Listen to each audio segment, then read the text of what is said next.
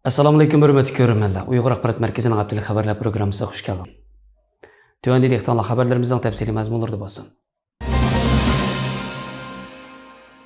Aynu News Store'ның 30-cı gündəki xəbəri görən bu qatımlıq 7 dövlət başçıları yığını Germaniyada ötküzülgən olub, məzkur dövlətlərin rəhbərləri Xitayning tengsiz iqtisadi qılmışlarına taqabül turub, xalqaro iqtisod sistemasındakı adil və aşkar raqobatni ilgari surish hamda xalqaro qoidalarni kuchaytirish xususida o'rtaq fikr hosil qilgan.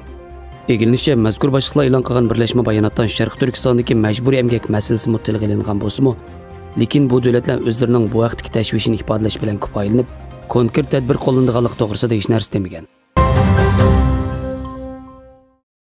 Qo'g'dug'uchi gazetorning 30-yillik xabari ko'ra, davlatiga vakolatan tunji qatim Shimoliy Atlantik ahdi tashkilotining Madridda o'tkazilgan başlıqlar yig'inida so'z qilgan Yangi Zelandiya bosh ministri Jasinda Ardern demokratik allarni Xitoy bargan sari terisiga sig'mayotgan. Shundaqla xalqaro qoida nizom o'lchamlarga xiris qilishga moyil bo'lib ketayotgan ushbu paytlarda o'z mavqesida tabranmay ching turishga undagan. U o'z nutqida yaqinda buyon Xitoy bargan sari terisiga sig'mayotdi. Shundaqla xalqaro qoida nizom o'lchamlarga texmo xiris qilyotdi degan. Yangi Zelandiyaning yaqinqi yillardan buyon Xitoy bilan bo'lgan munosabatining izchil yiriklashayotganligi ma'lum. Amerika Vazirlarining 30-yildagi maqolasida ko'rsatilishicha, shu kuni Washingtondagi foyda ko'zlamaydigan İlg'or davlat mudofaasi tadqiqoti markazi e'lon qilgan Xot yo'tkash kasblarning Sharq Turkistonga yo'tkilish to'lqinining avjiga chiqishi nomli dokladga ko'ra, xalqaro cho'ng shirkatlar mahsulotlari Sharq Turkistonda ishlab chiqarilsa-mu, bosh shtabi Xitoy o'lkalarida bo'lgan shirkatlardan mal sotib olish orqali o'zimi bilmagan holda Sharq Turkistondagi Uyg'urlarni majburiy emgakka solish jinoyatiga hamshirik bo'lib qilishi mumkin ekan.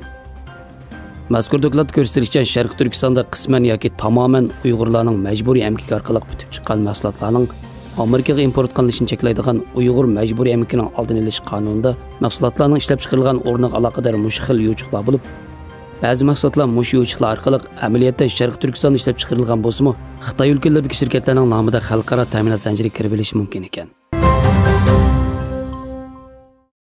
CBC to'rining 1-yildagi xabariga ko'ra, NBA cho'lpini va kishilik huquq targ'ibotchisi Anas Kanter o'zining Uyg'ur musulmonlarga yordam qilish uchun Kanada hukumatini texmo ko'p harakat qo'llanishga undagan xetidan kutganidek unumga erishamaganligidan qattiq qo'msizlangan. Anas Kanterning bildirishicha, u oldin qayda Justin Trudeau xat yozib, Xitoy hukumati Sharq Turkistondagi musulmonlarga qarata irqiy qirg'inchilik qilib berayotgan mushundaq paytda Kanada hukumatini Xitoyga qarshi hozirqidan qattiq pozitsiya bildirishga undagan. Lekin uning bildirishicha, Kanada hukumatining aloqa ishlariga mas'ul bo'limidagilar rasmiyat yuzasidan uningga bir parcha javob xat yozgan.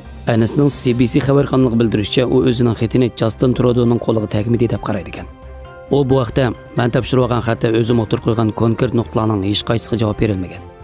Agar Trudeau mening xatimni bevosita o'qigan bo'lsa, buningdan yaxshiroq javobga erisha bo'lgandim deb o'yladim degan. Avstraliya xabarlar to'rining 1-yildagi xabariga ko'ra, Avstraliya Xon jamiyati dengiz armiyasining dengiz charlig'uvchi aeroplani oldin qayda xalqaro havo bo'shlig'i bo'lgan Janubiy Xitoy dengizining osmonida uchayotganda Xitoy armiyasining kurashchi aeroplanlari bilan to'liq xatarlik tarazida to'qirishib qolgan. Bu dal Avstraliyada saylan bo'lishga bir qancha kun qolgan vaqt edi. Buningga qarata Xitoy Avstraliya Janubiy Xitoy dengizidagi talash tortishlik rayonida yuz bergan har qanday harbiy voqeaning vaboligi o'ziga deb ogohlantirgan. Xitoy Davlat Mudofaa Ministerligining bayonotchisi Tan Kefei Beijingdagi axborot e'lon qilish yig'inida shunday degan. Ular qachon kelsa cho'qim Xitoy armiyasining to'sqinligiga uchraydi. Chillanmasdan kelganlar qilmishining vabolini tetiydi. Mayli qanday atoq yoki bahonada bo'lsin, boshqalarning bo'sug'isiga harbiy aeroplan avatib, ularning davlat bexatarligiga tahdid solish tamoman nomuvofiq qilmishdir. Bunday ahvolda hech bir davlatning qurolli kuchlari qo'l qo'shtirib qarab turmaydi. Xitoy armiyasi bundan mustasno emas. Janubiy Xitoy dengizi taxminan 3.500.000 kvadrat kilometrlik dengiz rayoniga ega bo'lib, xalqaro tijorat mollarining 33% mush rayondan o'tadi. Mazkur rayondagi beliq turdagi asosiy marketlarning ko'pinchisi mush yerdan chiqadi. Lekin Xitoy xalqaro kesim sotining hukumiga pisand qilmay, bu rayonning hammasining o'ziga taba ekanligini da'vo qilmoqda. Va Xi Jinping taxtga chiqqandan buyon bu rayonda sun'iy orollarni barpo qilib, bu orollarni harbiylashtirmoqda. Xabarlarimizga ko'ngilliq rahmat. Ko'rishguncha omon bo'linglar. Xayr xo'sh. Allohga omonat.